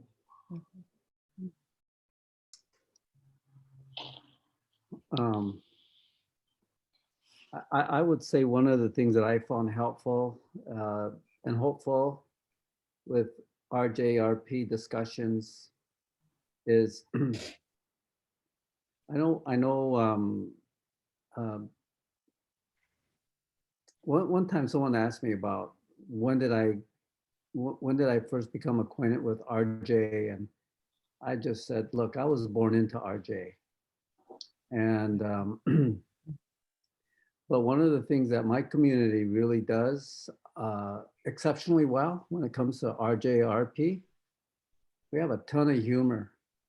And my gosh, humor is so crucial to make the unbearable bearable. And I see a lot of the brothers and sisters smiling and laughing. So yeah, sometimes you'll come into my community of RJ or RP. We don't call it that. We have another name for it in my language, but there's so much laughter and teasing and telling lies on each other, sharing gossip that to the uninitiated, it looks like they're not serious, but that humor is the thing that keeps us going. it doesn't make it light, but it makes it bearable. And I just want to say, you know, you ever get me into one of your circles, be prepared, because I will tell a lie on you, even if I have to make it up. So there. Yeah.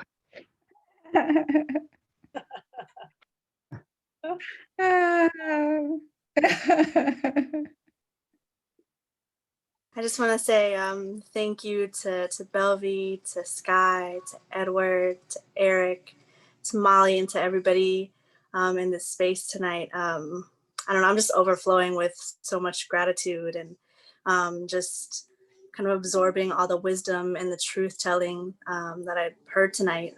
And there's just so much to sit with and reflect in. And I'm just so appreciative of these spaces. I'm super appreciative.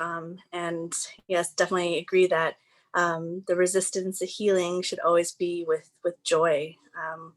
We have to move in joy and be in community with each other and love on each other. Yes, yes, yes. What you said, Neeli, and everyone else. I just want to provide a gentle invitation to the weeks to come that we deepen what we've opened up tonight. And we have the extraordinary honor of Troy Williams joining us next week. And our panelists will be joining us at various stages of as the weeks unfold. So thank you, each of you.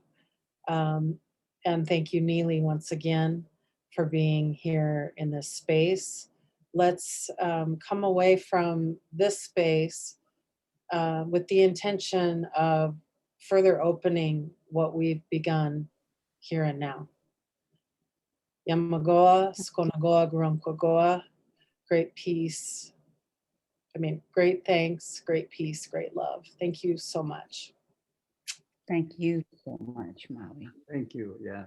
Thank you. Thank you, everybody. We'll see you next week. Kwaheri ya tuonana. Sorry, Belvy, go ahead. Kwaheri ya tuonana. In Swahili, goodbye until we meet again. Oh, yeah. Doksha akewa chia kinktelo. We don't have a word for goodbye in my language, but it means we will see you later. Yes. Yes. Right. Peace. Actually, Thank you, yes. everybody. Everyone. Okay, we'll see you next week. Bless up. We'll see you in another morrows. Yeah.